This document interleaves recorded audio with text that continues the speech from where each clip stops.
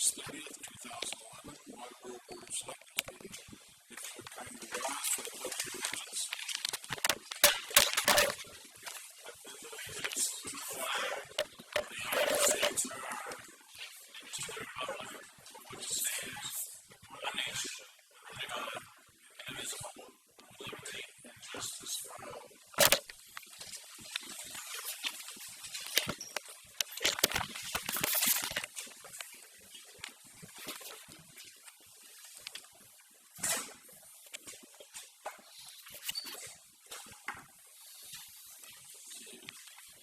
Relatively short business meeting this evening because it's a workshop night for the road commissioner and the road review committee. So basically, we did have some correspondence. We had an update from the Time Warner cable, just kind of letting us know that they're still working on reaching an agreement. If anybody would care to see that, they can drop in and make contact with the town administrator. We have also a newsletter from Representative Libby. Again, if anybody's interested in getting a copy of that, they can contact the town administrator. She can send it to us. Now, why is that the town's responsibility and not his through the state house? I think that it would probably ultimately be his responsibility if they wanted to get put on his mailing list. But in absence of that, I think just as a public service, we can probably pass it on to him. At no cost, so just out at the table or something. Yeah, just out at the table. Well, is this newsletter provided by him or do we? It's provided by him, he sends it out.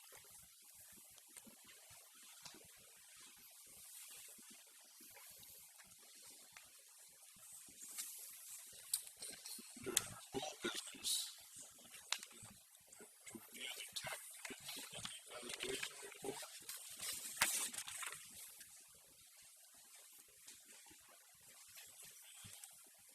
Just as a refresher, we've set the tax rate at $12 per thousand. The tax bills will be going out very shortly. Is there any other discussion by any member of the board regarding this? Or? We don't have to sign the commitment. Should be ready to sign. Already voted on it this year. There he is. There you are. Just want to give us a quick report. Okay. It's the final memo for the fiscal year 2012 tax rate. And did you want me to go through the numbers?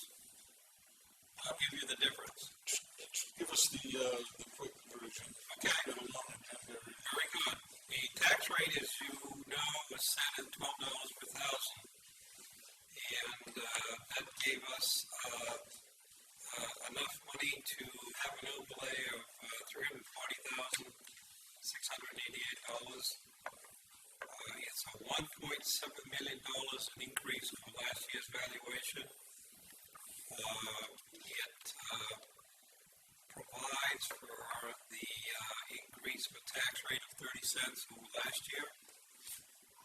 Puts us at 100% level as we're going to continue. The tax bill will go out around September 8th. The first half will be due October 6, 2011. The second half will be due April 6, 2012. And the only difference you will have between the final, which I indicated could change a little, is the overlay is going to increase by $89.20. And that means that we increased the value by $7,450. Present time, we're doing the tabulating with the computer to make sure that when we say yes to the tax bills, which we haven't done yet, and all of these two systems, there's the assessing system and the tax billing system have to kind of meld together to produce the tax bill. And right now, we're auditing that process looks okay. We won't know until probably tomorrow as to the final push button that says you can use these figures to print the tax bills. That's the end of the story. You don't happen to have offhand what this means to the average taxpayer bill? I think we kind of did that. Yeah, it was like $40. 30 something dollars, $40 is an average. If you use 165,000 as the average house. 30 cents would be $30 on 100,000. Correct. Anyone have any questions? So Jerry, you're going to present us with a commitment to sign next Thursday night? Yes, I was hoping to do that tonight, but until we do the final auditing process to make sure that the tax bill numbers are correct, we won't get up. I have it ready to sign tonight, but it won't happen.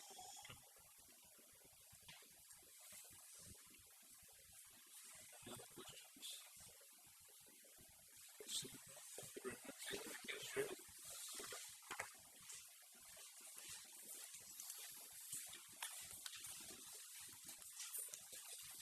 I would entertain a motion at this time to accept the warrants and bills and payroll.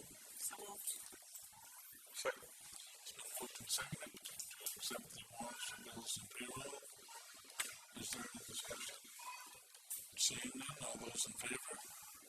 Opposed? Motion's carried. Accept a motion to accept the minutes of August 23rd, 2011. So moved. Second. Moved and seconded to accept the minutes of August 23rd, 2011.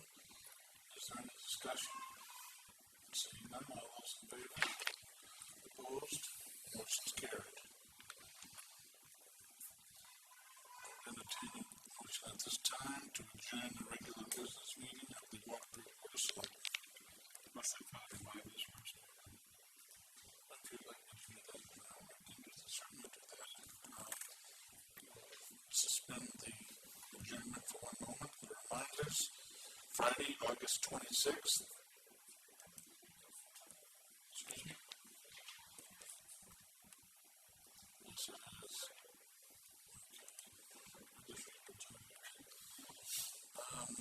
Saturday, September 3rd at 8:30 a.m., the Little Ossipee Lake Association will have their meeting in Camp Laughing Lawn.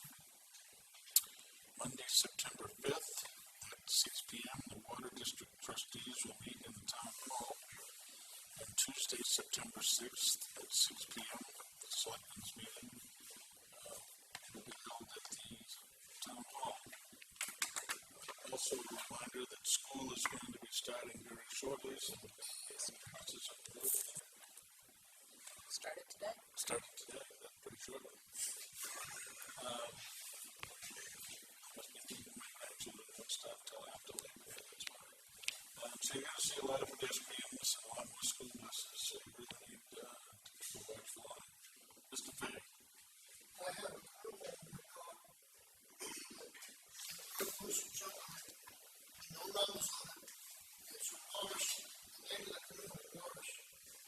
It's a white group, like people down there, Hamilton's, I'm down at the lake on the ground, some of them over the road.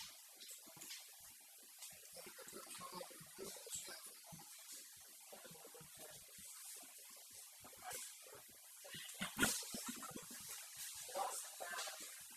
I'm sure that there must be some other identifying marks that should lay claim to. On the sheets, it's for the knowledge. Anything else you think was?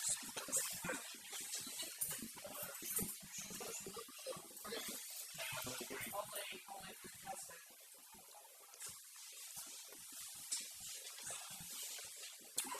Thank you for that. Good update. Contact you directly or Come right by the building again.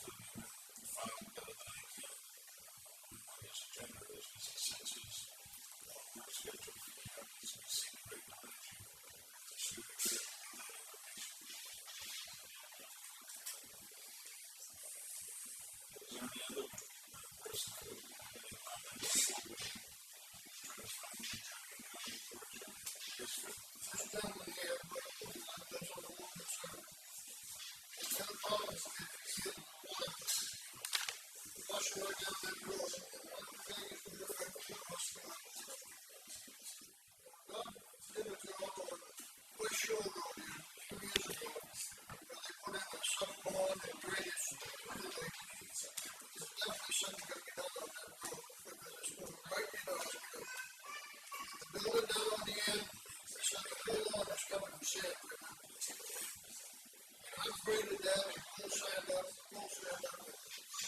Yes, sir.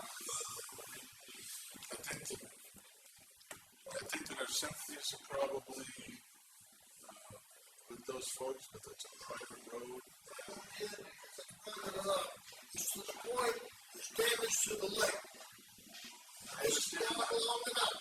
It's time something done. The state or something step in there and do some, get some help with that, on that road. We'll contact the I live on that lake, and I pay damn good taxes just like he does. I'm sure you do. All right. But the state law says that we cannot expend public funds on a private road. Now, if you're asking the board to break the law to accommodate the residents down there, it's not going to happen, regardless of whether they pay taxes or not.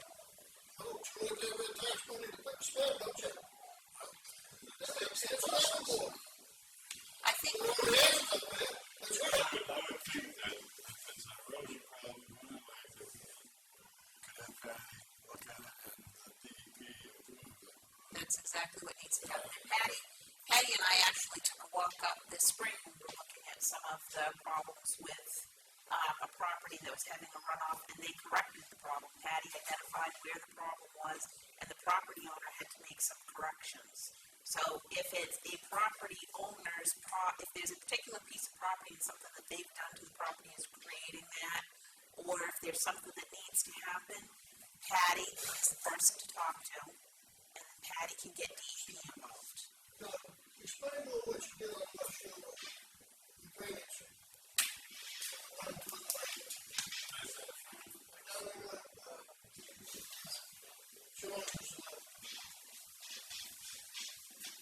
We don't know what to call it. Off the top, let's go. Number one is put a pool in there. Drainage pool. That was the problem. We wrote it on the lake. Right. That was done correctly, right? All right. See, money that we got from the state, another shed running, and very talked about that approach. They did the same study. So I met with those people. They did the same study, and they said your road was scheduled to be done shortly afterwards. We did it the same year, and then it was basically all was done on the question. I don't even know if you start with Wash Road, but I think there's other cases on the lake that everybody on that road has to agree, and I know that one road in particular, they couldn't get everybody to agree. So nobody, they tried 3-4 places on the lake, but they could not get permission to spend the money.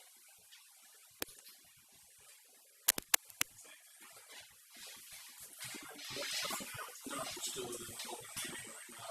We reopened the question this gentleman had. I remember that $33,000 grant. That job that first one, West Shore Road, was one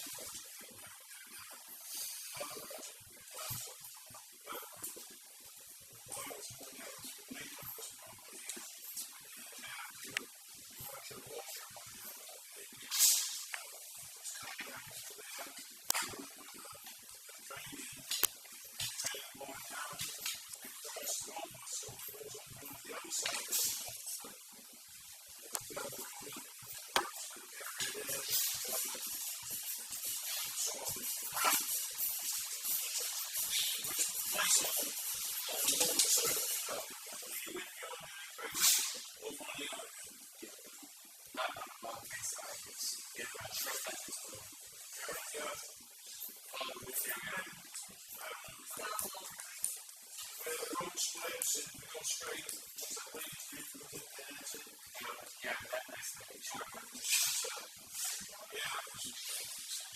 Other project, very, very serious one.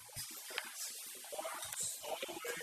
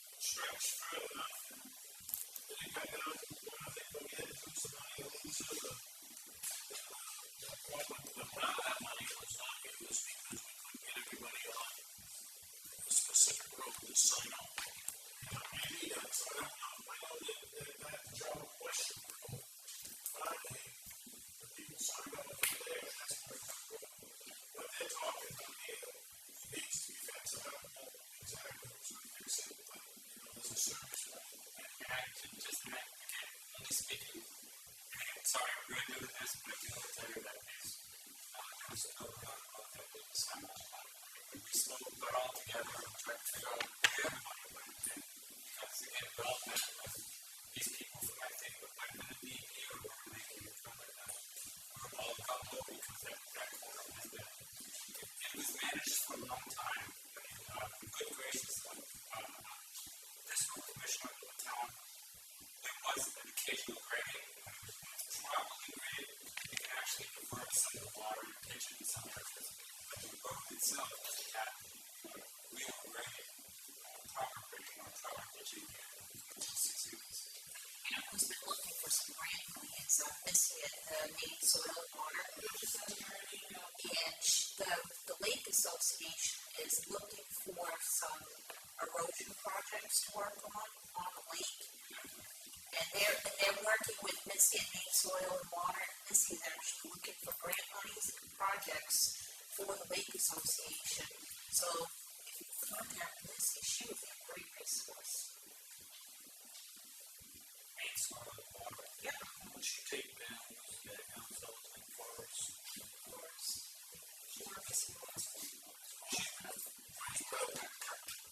Maine Soil.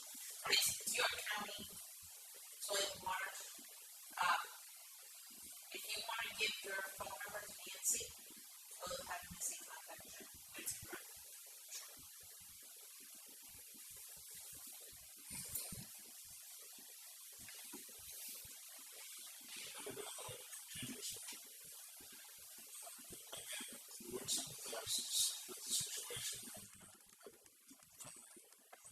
Standpoint, we're not in a position to be able to authorize the expenditure of funds. However, there are alternatives, as we mentioned, through the Lake Association, through DEP, through contacting the code enforcement officer, and I would suggest the state representative, because it's certainly some connection on the road with who happens to be in the legislature right now that may be able to move things along a little more rapidly. So it's not that it may seem as though I'm sort of brushing you off, but that's not the case, really.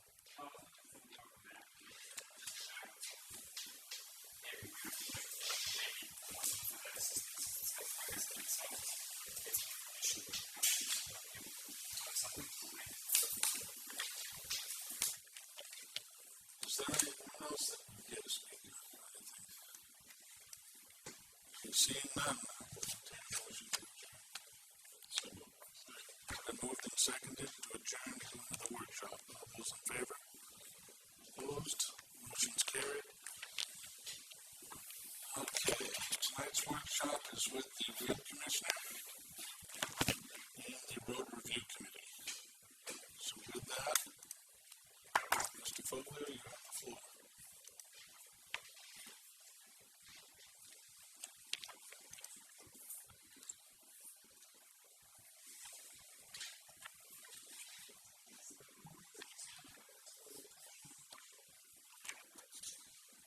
Generally during Selectmen's workshops, it's just not generally, but let's get him to start his presentation, and then we'll see whether or not we have sufficient time. I hate not to have anybody have the opportunity to speak, but there are certain rules that I'm required to follow as well. So if you just have a little patience.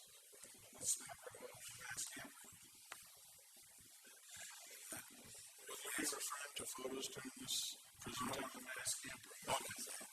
So, just the lights. We've had, a couple calls. The culvert came in, as I told you. The drain is over there. The culvert's been delivered. Everything is, ready to go.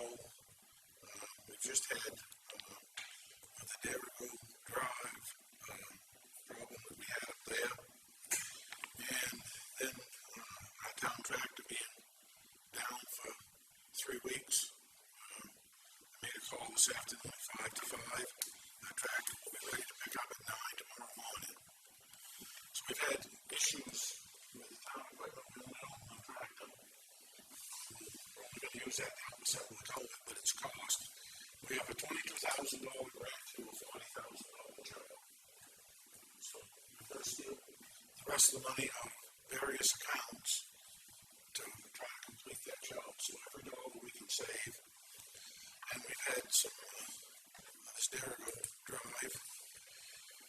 And that's been a problem. And we've got our town truck on board. So that's helped us out. So I hope that by the end of September the culvert is in and the road is all ready to be paved, if not paved. Any further than that, I can't really tell you. The storm is going to pretty well eat up the best part of this week. And that's raised the water level, so we've got to wait for the water level to come down. So not much of the answer. I'm not looking at excuses, it's just the way it is. So hopefully, Why was there not enough we got money from FEMA to replace it, okay? And they allowed, we gave a couple of costs of materials needed for the job, just because of what percentage of they allowed a percentage of the job, and what they estimate the job for, and then what the engineer back was for design after talking with the DEP. We ended up with much larger scope of work than what was originally planned. So, I should have the figures here, but I didn't think it was that's a one-time thing. Yeah, see, what they do is FEMA will come, like with the storm that you have, and they have their own rates. We may pay $30 an hour for the penny and we give us $10 an hour. And see, that's what they reimburse us back. It's not more than 100% of the town has to fix that rent, it's only a certain percentage. Why would we go with FEMA before the That's probably why would we give FEMA maintenance? We don't they FEMA comes around and assesses the damage, and then they say, this is what we will allow you to repair that damage. So we didn't make an application to FEMA. We made an application to FEMA for the damage. How did that exactly work? They just looked at it, right? I had to stay out there and look at it. I can't remember if it was funny. I'm just glad they kept it back to what it is. It's going to be $24,000 when it's all done with the state money. we said to FEMA, we've got this problem. FEMA came out, they looked at it, had to have it engineered, and then when it was all said and done, FEMA said, okay, this is what it's going to cost you to fix it, and then they gave us the money. So it's not like we went to FEMA and said, it's going to cost $22,000. FEMA determined that it's going to cost $22,000.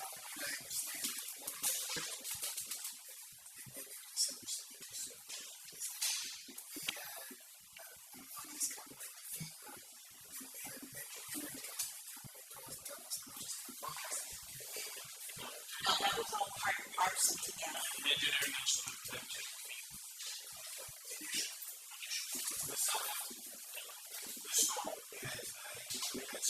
Saturday, Sunday, when they get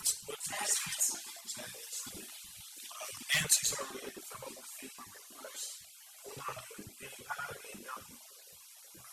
We have to give them an estimate of what it's going to cost to repair the damage in town. And then so many hours and so on. The same thing. Like they didn't allow any money for more instructions down here. Okay? So we got to bring a hammer, I call it, that call it. they gave us $250 to bypass the water and rent the pumps for them. This is just, they just have a line item for that line item. They have so much money. It doesn't matter if it's a $20,000 item. If they only want $100, that's what they get.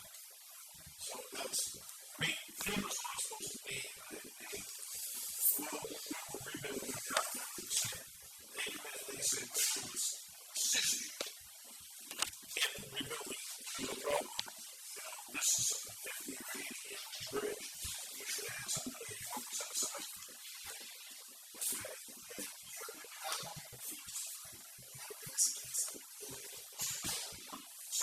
Since I done my place, I don't put an end to something from that. I said I'd like to get on it before that.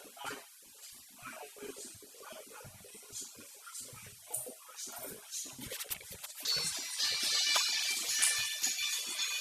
Have to repair it, or we have to give the money back to FEMA? Our concern is that we will reach it.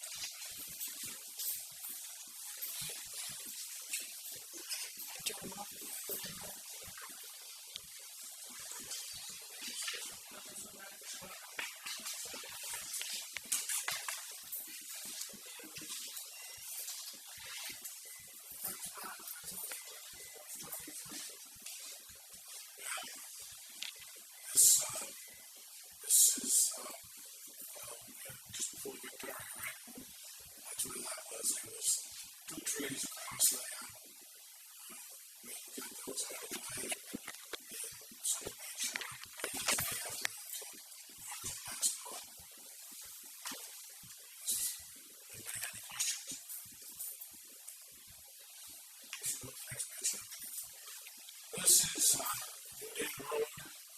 This is where we want to put in the couplets. That tree that you can see right there was laying on the line. We tried earlier in the day to get CMP to come out and tell us what lines had energy and we wanted to get no success. This pole you can see right here was wavering as this tree whipped back and forth, and it's laying, it's about a 12-inch oak or maple, I forget, and it was doing the same by this dance all over the place. So I watched it for a while. I left it out back later. I watched it, and it did mean that it was low up, and it did mean it was going to take a whole series of poles down. Over here, there's two guide wires going in that direction. One guide wire coming right back behind my truck. There's three guide wires. When you look down at the base of the pole, you can see on the back side of it where you can run your hand down between the old pole and the new, and where the pole is now. Where there was evidence that the pole was definitely giving way. So, we had no idea whether there was power at the time.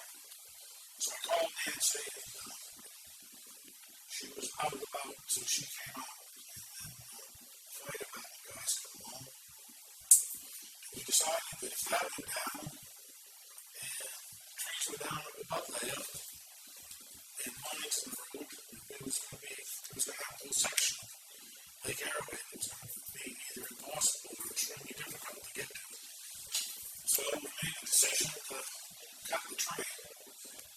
And that which was taken from the side of the chainsaws came out, I didn't set my vehicle. We set the fire department back up the road, they walked the road off, back up that way, and got on the drive. And I cut it. Now, for some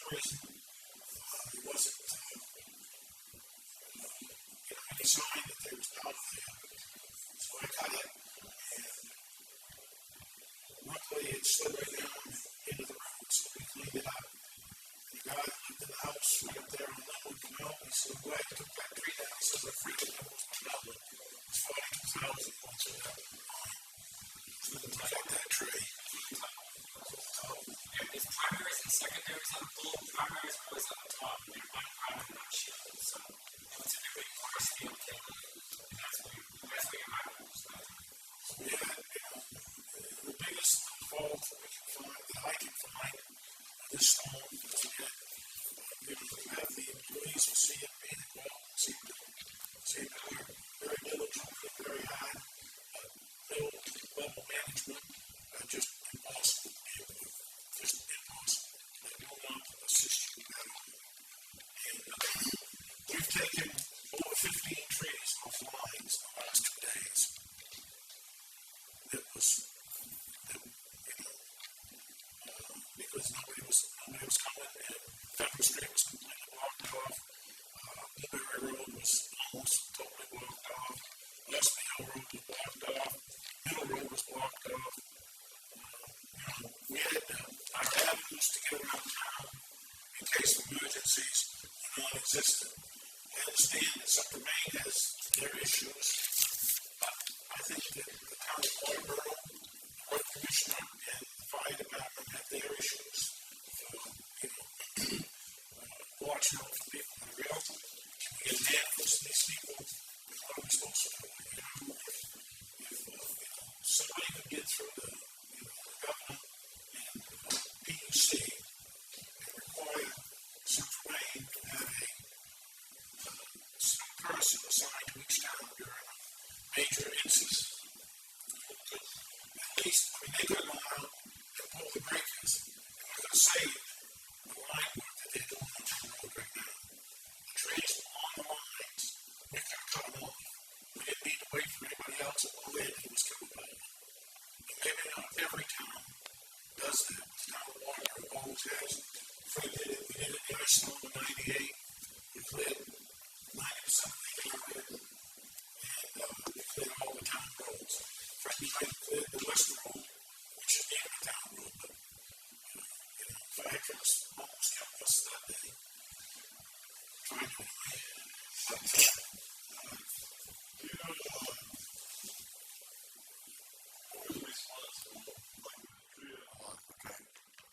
is Central Maine responsible for removing it, or do they have different levels of responsibilities where, say, Central Maine or the telephone companies or Time Warner, who does what?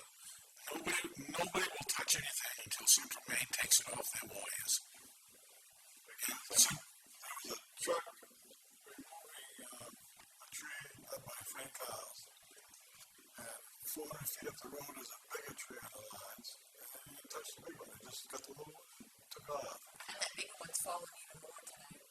I just don't understand if they were right there, why didn't they?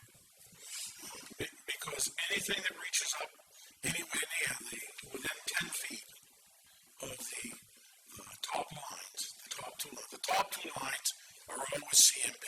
CMP is always highest on the pole. I believe telephone is next, cable is next. There's a pecking order, okay? That's exactly how they go by PUC rule. And nobody will touch anything. In fact, you can see that line. See that line right there? And that tree was laying on it. Why it never caught fire? Or killed the power? I don't know. We made an assumption kind of that it was dead. It wasn't. It was alive. David, I think the one by Jimmy's house, the way that one had fallen, it had missed the electrical lines and was over on a cable.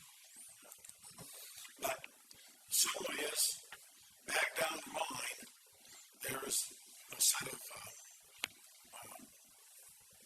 call them circuit breakers if you want, knife. They used to call them knife blades. You'll see them reaching up with that long rod, they'll look onto them and pull them out. They could kill that, and then it would be dead, and you could take the trees and we had loaders ready to go, we had excavators ready to go. We could have been up there with a loader and just pushed that right out of the roadway very gently or cut it down, either one, which we did. But it's dangerous. I guess we'll go on to the next one, Dave, if you would, please.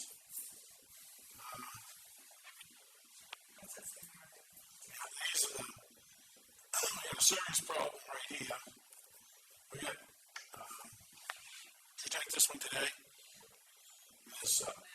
There's 10, if you want to run through that series, Dave, please. See these trees? That one's broke off. There's 10 trees right through there on the left side that are dead. They've been dead a long time. They're all run 18 to 30-inch trees. They're tall. Why they didn't come down in the storm, I don't know. They were waving, but they stood up, but they are dead. Is that on the damn road too? That's on New Deal. This is the area where we want to run the new culverts. These trees have been dead a long time. They're right in the right of way. They definitely our responsibility. But, you know, we don't have money enough to, as you can see, some of them right there. See, if you look up them, there's nothing on them. There's 8 pines and 2 oak, ash, or something. So something's going to have to be done about them trees, and it's going to have to be done. There's some more pictures, Dave, of that. Yeah, there's. Go back to that one. Did you get one? See that one back in there? That's a big tree. Did you get one of that? This is the culvert underneath that private driveway. That water comes down Flintwood Drive, crosses underneath of New Dam, and in this storm here, it's down a little more there. It was better than half full. That's a 24-inch culvert. That was taken today. So it was up. You can see over there, you can see the water level where it was at one point. See it was up at least that far. It was better than 2/3 full with what rain we had. That's why I'd like to replace that with a 3-foot culvert to get that water coming. That's a tree on the private road. And that was across there. We did not take that in, but right by the culvert. If that had rolled over, that would have blocked that culvert. Then would have either taken out this private driveway or whatever.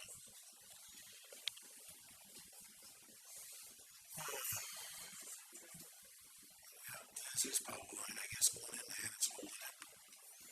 Okay. Here we are. This is kind of a. I got a call the first thing this morning. Nancy called yesterday and asked the school department to postpone school. Well, I asked them to school. And they said that they couldn't do that. They had to start on schedule. They were sending somebody else to check the roads. They called up and they had a problem. Look at that picture from the hospital. Over this picture. Right there. Okay. They called up this morning with great concerns about this tree. The bus was afraid to go underneath that tree. And I said, I believe if that's in front of the old Thompson farm, there's power lines. And the lady was nice enough to inform me that there was no power lines. Well, they may not be power to her, but they're power to me. And I've got all the power I want under the power lines. So we took a vote. I have been, thanks to the members of the fire department and that, the fire chief was. He assigned us some people to go out and use their vehicle to ward off would-be people who wish to run us over and to help us cut trees. Okay, so that's what we've done the last 2 days. And I just said, you know, we're not going to get up around that live power. That tree is within inches of hitting that top line. That's a Central Main job, not us. So now if you back up to that other one, they didn't want the bus going underneath of this one. We had this one, we've marked it off at least 4 different times. The fire department, we put cones up there, we've marked it off, and it seemed to have any problem fitting underneath of that bus. Must be a special bus. That picture right there should be on the front page of the report. Yes, sir. Is that right? Who reads the report?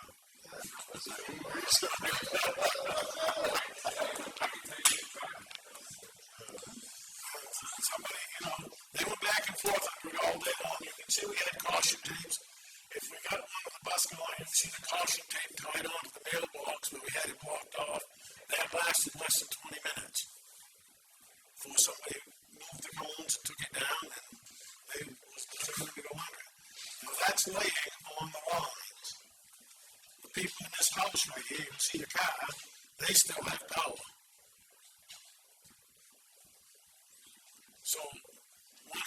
assume that there's juice going into that tree, and I did not touch it. Again, we decided that was a central main issue. But again, It'd be interesting to send some of these pictures to CMP so they can see. be interested to send them to Tammy here, so she could publish them and send them to the school district because they seem to be worried about a branch, and this looks more like a tree. And, it's just, it just doesn't seem to make sense. Because I sent them a message this morning and said that there was a problem. And they could get through Chairman's Road, Ridge Road from Route 5 to So I called Nancy before school started, and she sent him an email informing him that section of the road was closed. About 3 o'clock this afternoon, I was down there. I saw 2 kids, probably 10, 11-year-old kids on bicycles, right under that tree, pushing the, so geez, like you say, you get the charge off that line, those kids are Toast. That's, they're down. See, the windows are down. Just a bad situation that could have been avoided very easily if we had somebody from Central Maine up to pull the breakers at the end of that run. We could have easily have taken that tree off the line for them and would have done it gladly. So somehow we've got to say before we have another major situation, if we can get some kind of an open line with these people and get them to, they're still back, in the 50s. They have yet to have, the last I knew, they could not identify you from your E911 number. They can't identify you from the road if you call in and say, I'm on Chapman's Ridge. They can't identify you because they might call that the Hollis Road. Green Ridge Road, okay? See, they have their own set of names in every town. They do not go by the names that we use. They do not go by 911. At the period that I was selectman in this town, we met with CMP in an attempt to get them to bring up all of people's residences to coincide with their meter numbers. Every meter number would be assigned a 911 number. Every 911 number would be assigned a meter number, however you want to do it. So if you called in with your 911 number, they could tell you exactly where you are by meter number, okay? And they said that within 24 months, 12 months hopefully, but 24 months, I believe that was 7 years ago. And as far as I know, they told me they still can't do that. Roll on, Dave. That's it. You can see right there. And I don't know if you can see the tape laying there on the ground or not, but it's there. Okay? That's up on the hospital. That's it. Okay? So that's your school report. We've got every road in town is open. As far as I know, we have no dangerous situations with the exception of these 2 that I've showed you. Everything else is clear. We have a few more loads of large trees to truck away, and then we have numerous loads of small stuff. Any questions? There's some very, very large pines that are right over the right in front of Casper's house. The state, I know the state should be doing something about that. Yeah, that's been that way since Sunday morning. And that was one that I had called EMA on when I was dispatching and told them, being on Route 5, right on the lines like that, as large as that tree is, that it needs to be a priority. My husband spoke with the CFP on Sunday.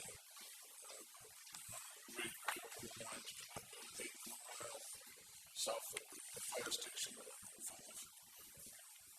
was still like that. It was on this morning. It was there last night. They were doing that at 5 o'clock last night. Okay, the drain at the beach. Whose responsibility is it? I want it.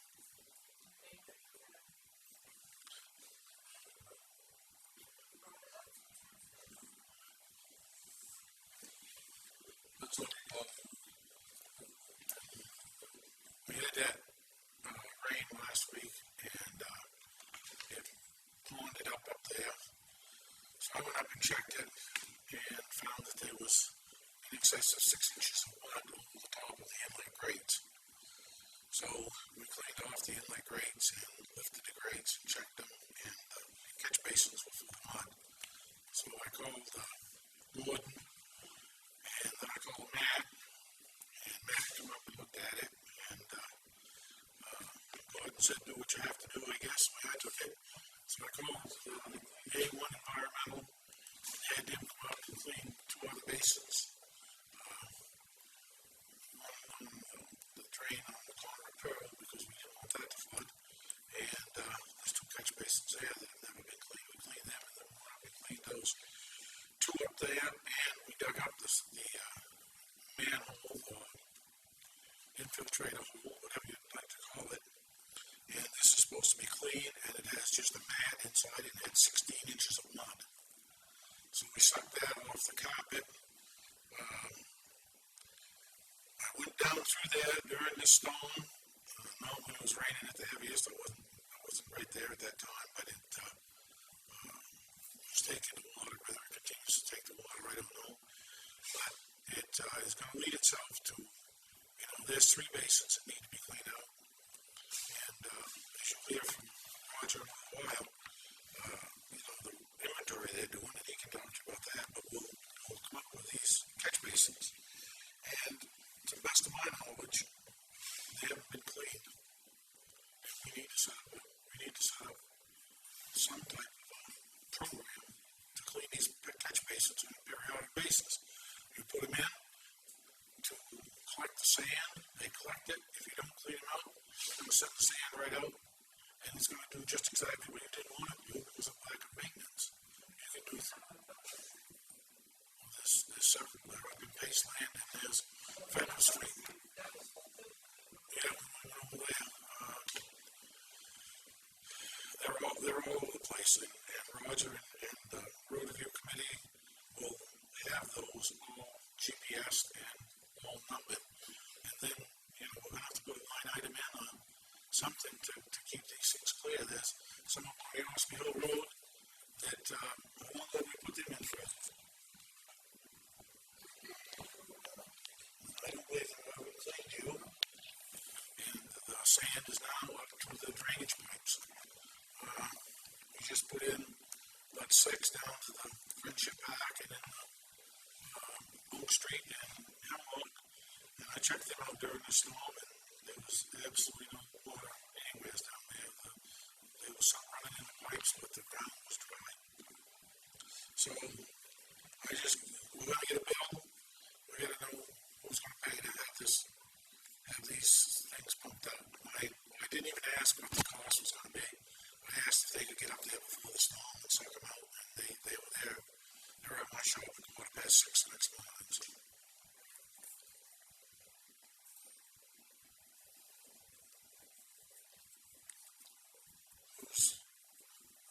Who's going to pay? The town will see that you should have to incur this pay. Yeah. He doesn't want to come out his account. I want to know what account it's going to come out of. I think the town administrator will take that under advisement. Yeah. Okay.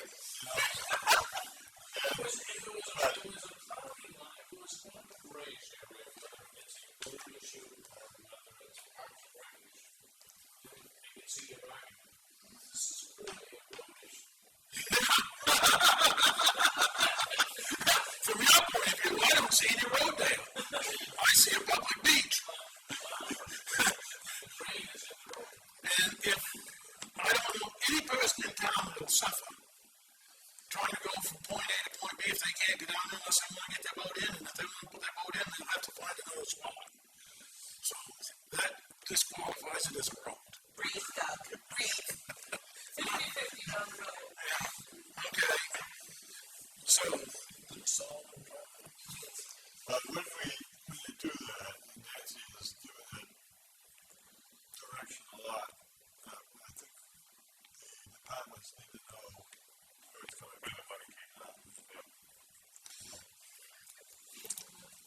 But I think that, we have these things, and at some point, you're gonna have to make a decision, you're gonna have to come up with a policy that says that, doesn't matter what department uses it, it's town, so we're gonna figure that into the cost, and we're gonna give all the money to do it in this account, okay, and that's where it's gonna come from. All right, we're back to the COVID issue again. I have two people calling me up that's giving me a unpleasantry about culverts. I talked to you about in the other meeting, said we'd discuss it tonight. But I'm still believe that it's in our best interest if we set up a policy where we sell people a culvert and then we install it. If you whip on the middle road, you will find one that's humped up. If you look at the person's driveway, the right-hand side of their driveway for 100 feet is humped up and rutted, clearly improperly built. No drainage. Water's coming down under the pavement. It's getting down to the road and then it's traveling along the culvert and has raised the culvert up. So this is not a good thing. And the only way that I see that we can correct this is by us going out and installing the culvert. The culvert's the owner's responsibility, and when they come in and get a permit from Patty, there's nothing in that ordinance that says that this has to be a new culvert. They get a 15-inch culvert, they go to somebody, they get a used old culvert, and they throw it in, and all I have to do is issue a permit, sign a permit for $5 that gives them the right to put it in, and I can tell them whether the location is already. Other than that, I have no control over it. That's not in the best interest of the town of Waterboro. Certainly is not in the best interest. And somebody puts in a culvert that's used, and when it goes bad in a year, they call up and say, the culvert in my driveway is going bad, you gotta replace it. I put one in, now you gotta put the next one in. And I guess that's probably the regulation. But we've got to have something that's certainly more direct and more to the point and says exactly what we want to do. If we go out and install the culvert, then we can clean the ditch flowing into the culvert and flowing out of the culvert. And if that area needs to be ditched, we can schedule it for the following year. If we don't have money in this account this year, we can schedule it for the ditch to be corrected to accommodate the culvert the following year. We can make sure that the ends of the culvert are properly rocked up and that it's properly installed. And I just think that that's in the best interest of the town of Waterboro. Because this guy's driveway's paved, he'd like to have us take the pavement up, dig it down, repair it, put it back together, and then repave the driveway. I told him the culvert was improperly installed, and now the last time he called up, he said, I'm doing damage to my car, and I don't know where it's going to go from here. But I don't see that it's our issue. I think if you went up and even to the untrained eye, I think you could see that there's a serious problem there with the construction of the driveway and the installation of the culvert. He said, well, we put it in as deep as the ditch was. Probably got a point there.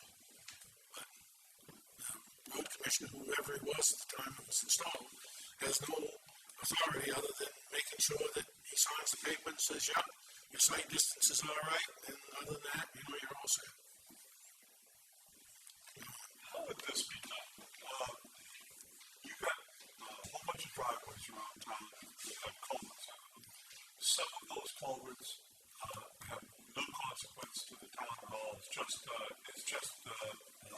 affects the driveway itself. Some of them are close enough to the road that if improperly installed, affects water back up to the road and what you're talking about. How do you make a decision? What would be the process that you'd set in place if a person wanted to put a new culvert in their driveway?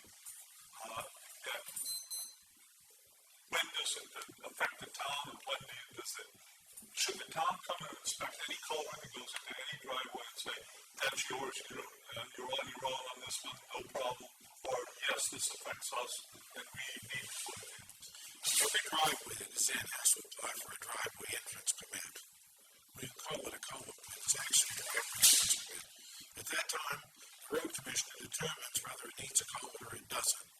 If it's determined that it needs a culvert outside of the right of way, then that's 100% the responsibility of the landowner. If it needs one within the right of way, he's going to pay his $5 permit for inspection, which seems fairly reasonable.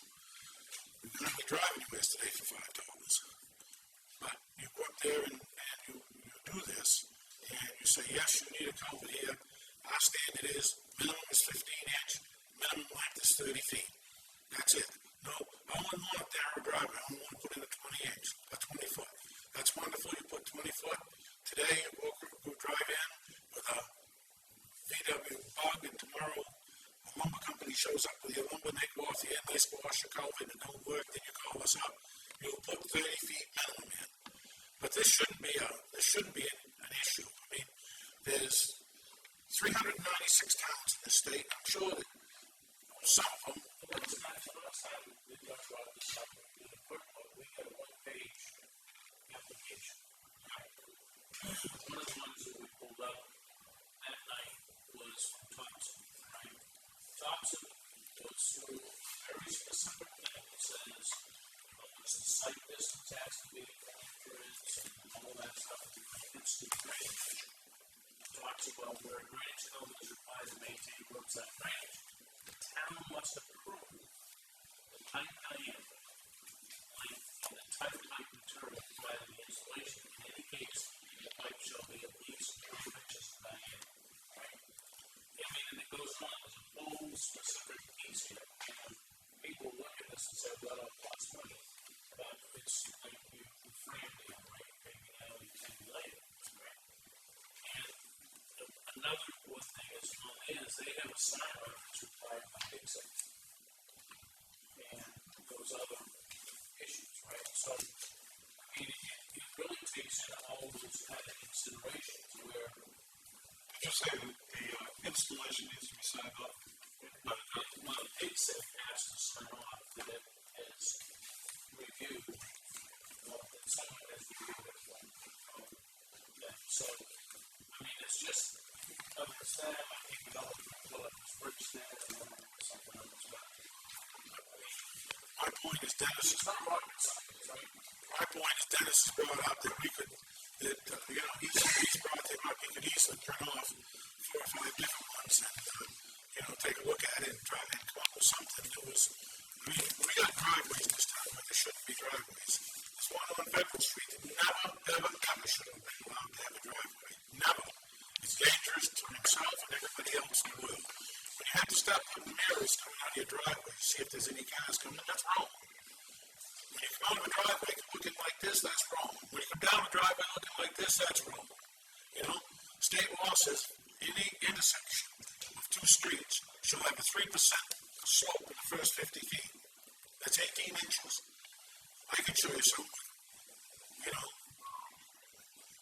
5 feet in the last 50 feet. It seems like 10% slope. So the long and short of it is we need to look at a rewrite on our comfort ordinance and the process. And so I'd be willing to work with Doug to draft something up for the board for approval in the next couple of weeks. Dennis had a whole bunch that he could probably give a reference. Thompson is, they approve criteria. It says access management rules for driveways and entrances is developed by the Department of Transportation. So there is criteria by the MPT. We should be When we start out, it's like, okay, can you put it in? the whole through its middle. When we started out last week, Roger said, what'd you say, Roger? What'd you say? Yeah, he said we're not going to do the driveway culverts, but now I went down and did the driveway culverts. I don't know how many 100 driveway culverts we got. I can tell you there's a lot of them. And that's another issue, but we need to do permits. We need to upgrade, update, whatever you want to do. I'm telling you that this is going to get very expensive. think that a provision in that ordinance should be that periodically we set the table of what it needs to be done, like every 2 years or whatever, the homeowner has to make sure that that culvert is free of any debris and sediment and so forth, and so that free water can flow through. And we have the ordinance. You can put it in, God, rather than follow it. The other very important reason for doing this is that we can then push this on to the planning board, who will make this part of every subdivision and become part of the subdivision ordinances. So when they're building subdivisions, they have to follow the ordinance that we have in culverts. I went to Patty 3 weeks ago. I got a call, and this person wanted me to relocate a culvert on Osby Hill. Said it drains on our land. So I looked at it and I said, drains on your land, looks to me like it's been draining there a long time. I'm not going to move it. So I come down here, come to find out it's a subdivision. They noted that, and the guy set the house right in the middle of what they deeded over, or proposed to deed over to the town as a drainage easement. Had we not have gone up and done that, nobody probably would have ever checked the subdivision plan to see. I mean, Patty might have recognized that, but they come in and got the permit. They could have had the house all in before her first inspection ever went. I mean, the foundation all in and more before her first inspection. So this initial look at the property is extremely important. And, most of the what you would call choice land in town has probably been used up. We're going to get into using ground with more problems than we've had in the past. And as you do that, you got to run into cost and town cost. So that would be a good thing to do.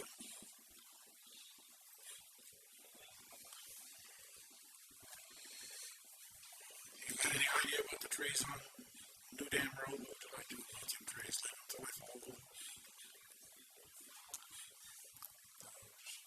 I don't think we can do that. Well, I think, we'll step back a little bit. I think we've all some comments here tonight in the meeting, during the meeting, CP's response or lack thereof. Any mitigation that they might have been involved in the last year, just so you know. We've got a significant area, and this is not the only one. I think we could probably drive around and look at who does respond to the municipality that require some attention, whether it's us, whether it's CP. CP doesn't do any more than my friend announced, but the fact of the matter is, I think we need, last time that we had sworn in for CP and Alfred was on the meter. I think he's now the director of operations director for CP in general.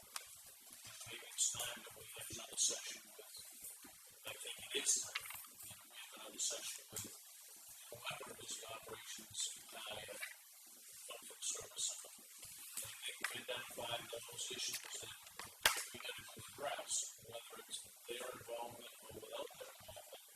I think they got to be involved, or I'm going to stop knocking trees down that are 20 feet away from an hour. Well, these trees here are not issues unless they fall.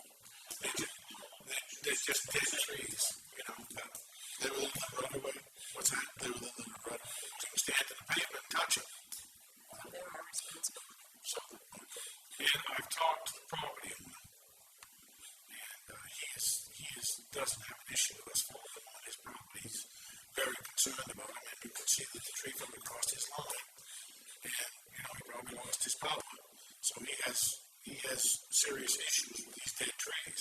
So it's kind of unusable land there. So he said he had no problem.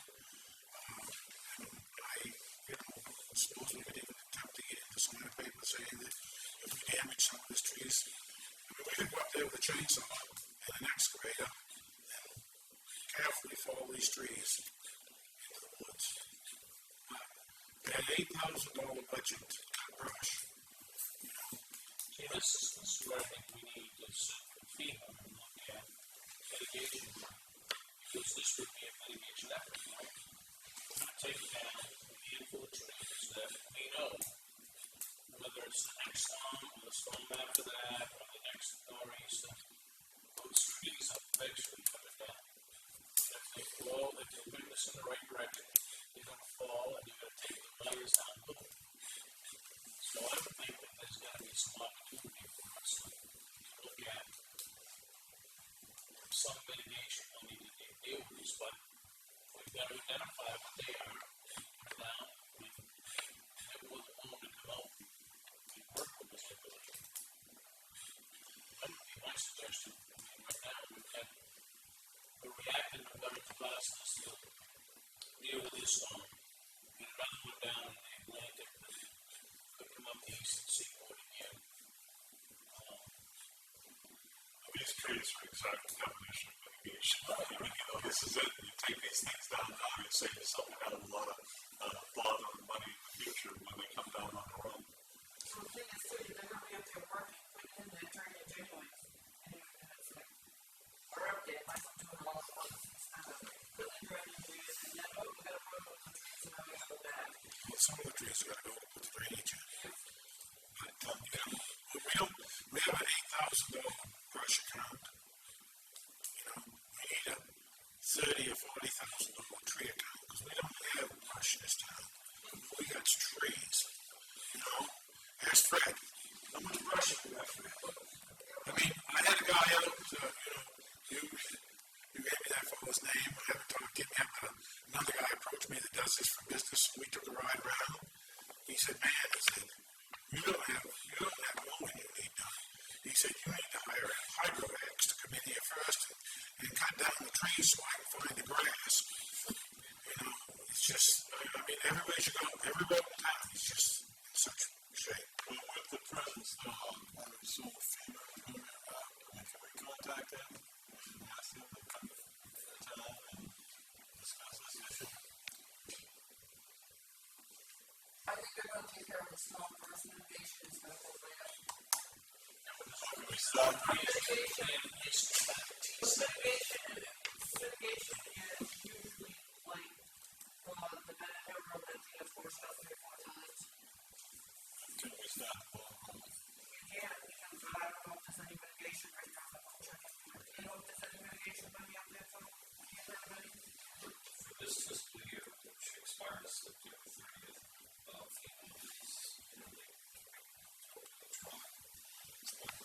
Dave's point of getting in line is strategic. That contact FEMA because it's a whole batch of money and more money played in was in this fiscal year on October 1st. So get in line for the new mitigation monies after October. I got another area coming right up. All right. This gentleman was speaking of one in the Logan Circle.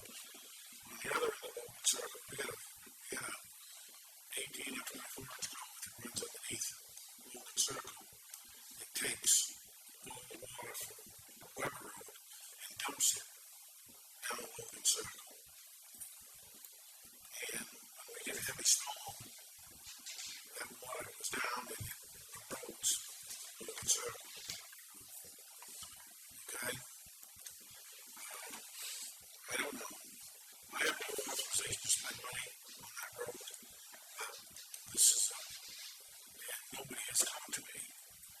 But the last time it washed out, I had Fred go up there and fix it. Because the damage is caused by the town's runoff.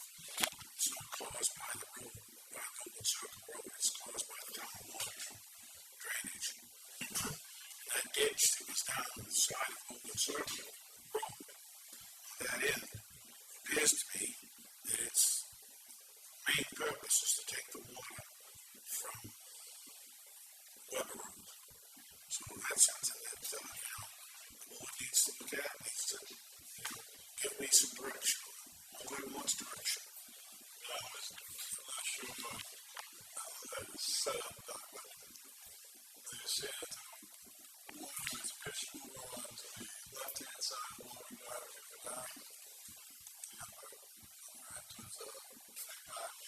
Flood Cemetery. Any chance there of some type of retention wall? We don't own any land there, David. I'm just saying. No, I know how to speak. Collaborate with the landowners. That's what should happen is there should be some type of a dry area put in, same as we did up on West Shore Drive, and then an overflow out of that, and then stream water takes it. But even the water that runs down Weber Road comes out of that pond on the left-hand side, goes underneath Weber Road, runs over, and when these two waters join together, then they take out the road down there. So, this is a situation where So this is a situation that this gentleman is facing is really the water is coming from across the river. Is that correct? now where he is a different situation. He's on the other end of the woods. All right? He's not up on that same end. He's up on the end going to where any Cleveland's house. And that's another area that needs should be some watershed funds or something from DEP. I don't know. On his end, it's just a thought. Everything slopes. Both sides of the land, the road, everything slopes down. And when you get to the bottom of the hill, you're going to have the most water. I don't know how else to explain it.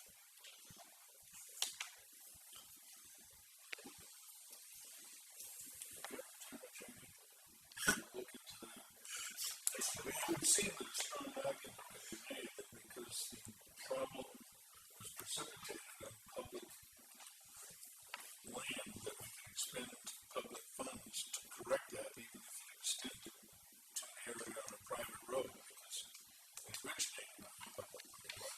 We showed that there's like two different issues that go in there. You got one that the culvert goes directly across the dumpster. Natural terrain, right? Well, the one that I'm speaking about, I think that, my concern, my thoughts are that if you talk to Ken, he's going to say, if you've got a drainage easement down across there, you're going to maintain it.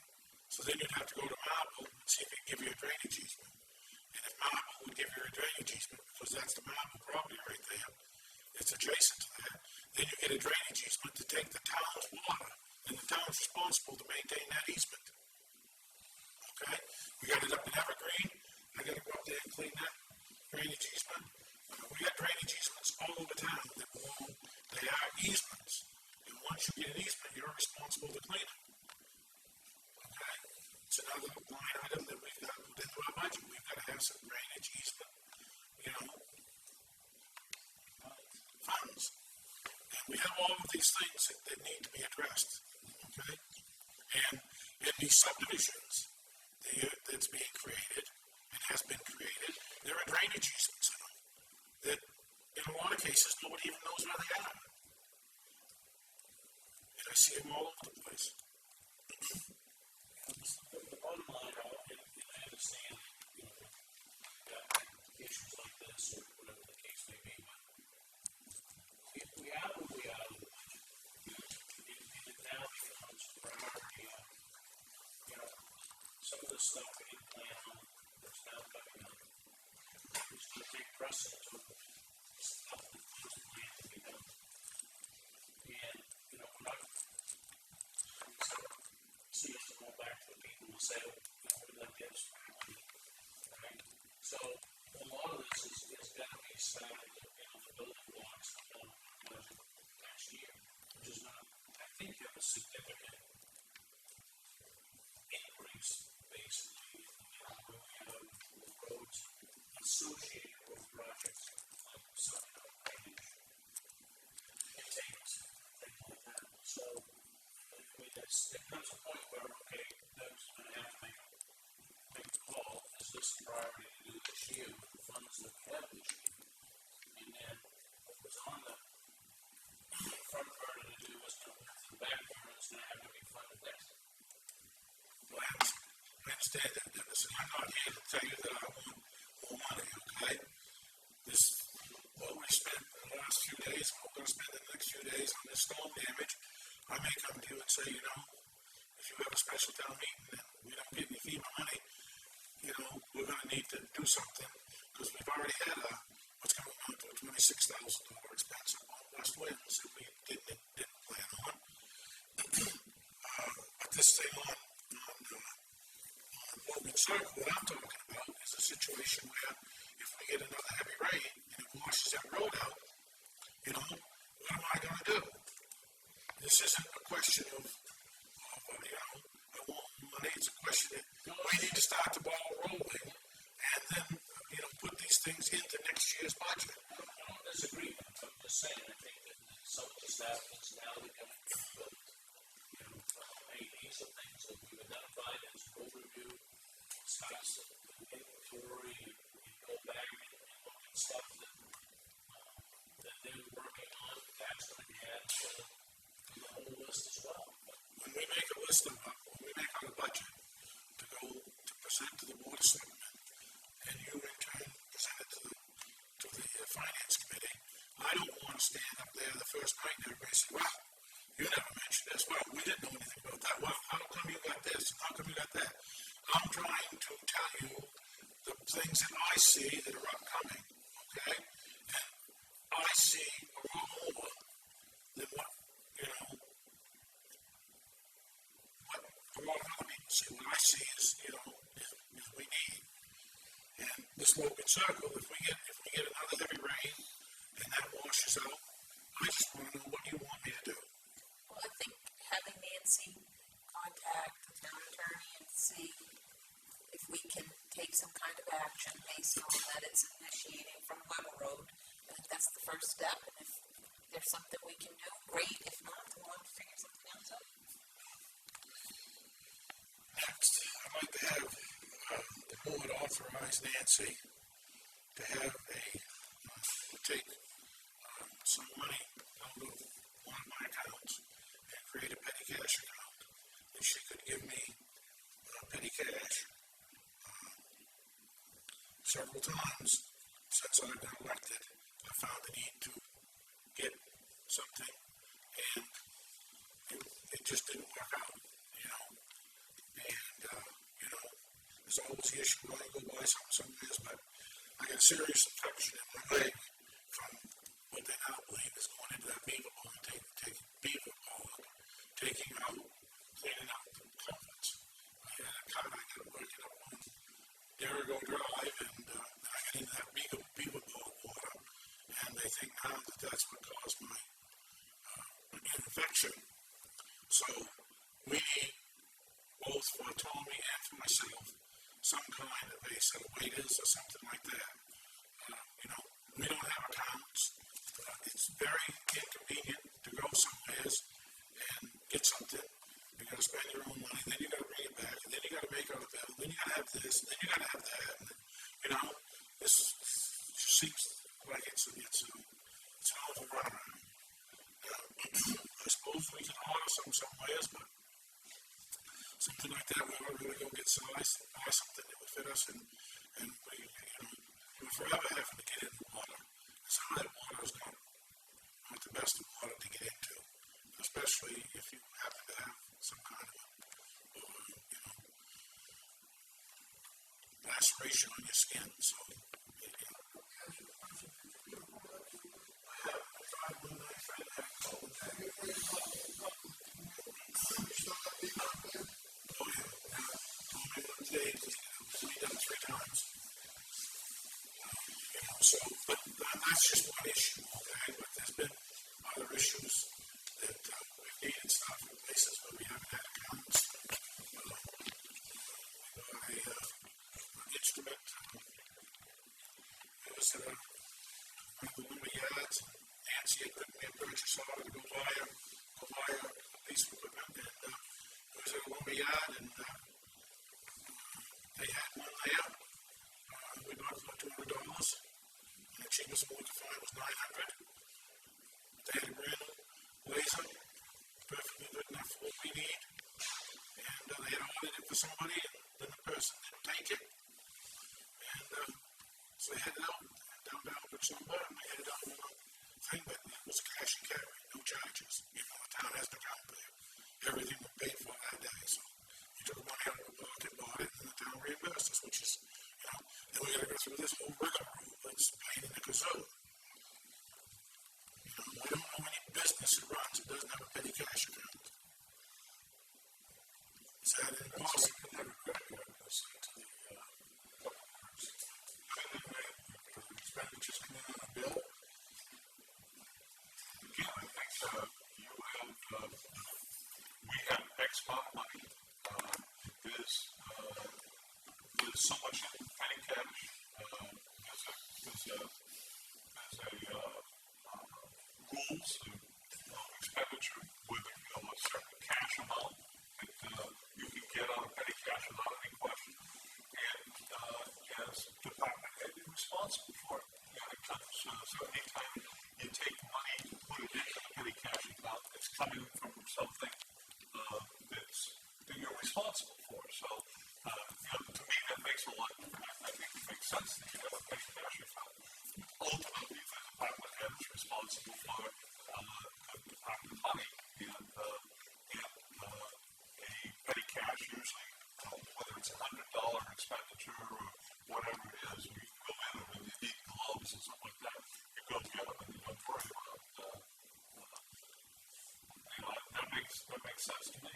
Ultimately, the department head is responsible for his budget. So, when you say I need to refurbish the petty cash account, it comes out of a line item on that budget to be responsible for.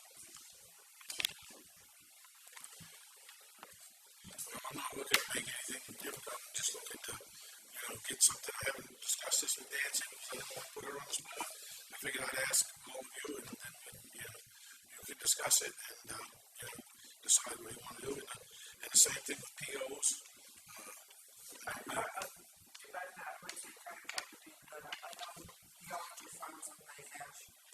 What's this? Yeah.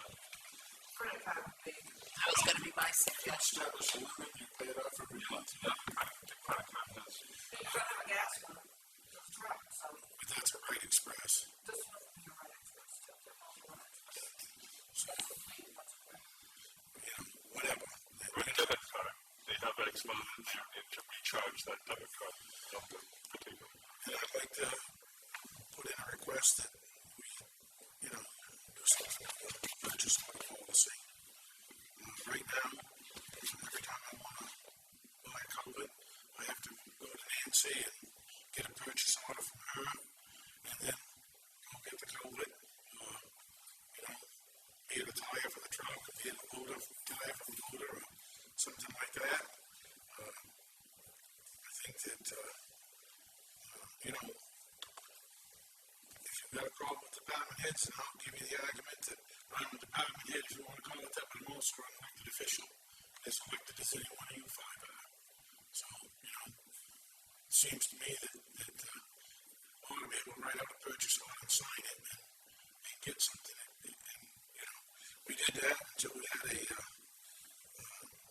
style government set up here, and then that went away. But, that's something else for you to discuss. And, and Nancy's great about giving me purchase orders. I'm not trying to get on her case. That's why I haven't discussed this with her. It's just that, it's not always convenient. And sometimes you call them, not able to purchase order.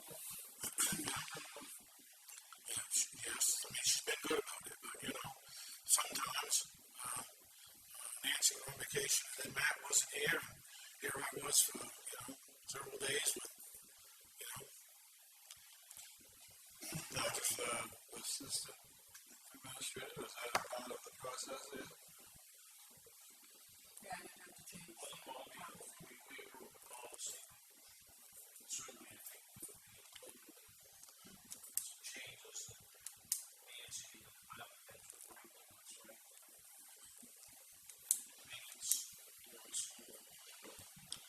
okay, that's another thought. We had some things that we talked about before, bringing up here tonight. This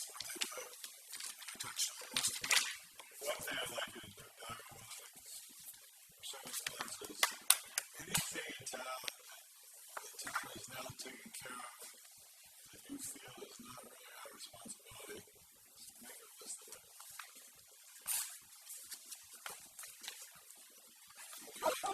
I heard that over and over. Oh, but you made a big list.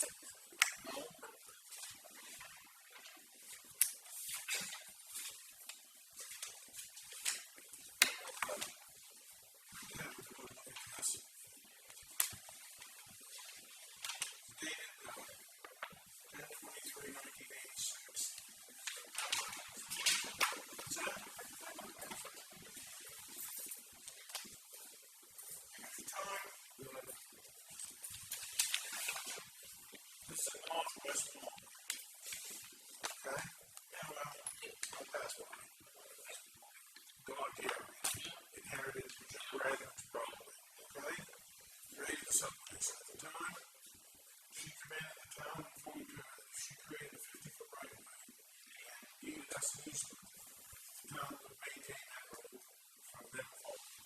And we did that for many years. Okay? You will see if you read the fine print here. It says, right there.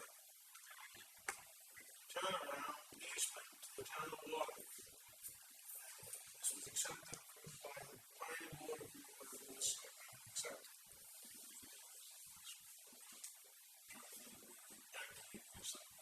Blueberry Road's right here, base landings over here. This is the last one of town one. Okay, the Bradford. Yeah. Okay, this is Northwest Mall. Now what? Here you are across from it. Yep. And as you can see, this should indicate the town line. Right there. See that? Town line, approximate location. It says appearance of the town of Waterboro. He says it's the township. I'm not sure. But let's do the 30 seconds.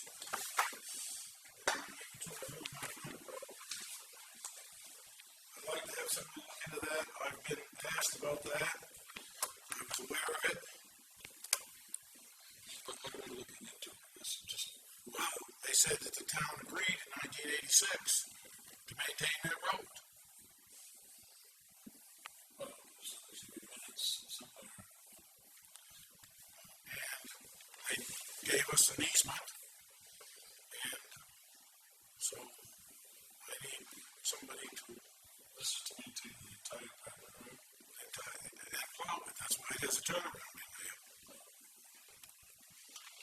And then when we start doing private roads, but they're saying that we agreed to do that. Even the school bus turn over. No, it's just for the town. But they created the 50, there was no right of way in there. They created the right of way. And they deeded the easement over to the town. Something that needs to have some review, not me. This meeting would be over the town. Should we get a copy of the deed, right? I would think that somewhere we'd have a copy of that easement, but, what's that? I don't think we took ownership of it. We just took an easement. But I don't know, Dennis, this is not a thing. Was that one of the infamous roads that was always was maintained and we didn't know? Yes. But that's one that they created, Gary created that 50-foot right of way. And the way, see, we have a pecking order here. And I've pecked here. Now I'm moving it up to the next pecking level, okay? And I'm informing you what I know. And it's up to you to, do the pecking order, all right? We'll let you guys decide who's right and who's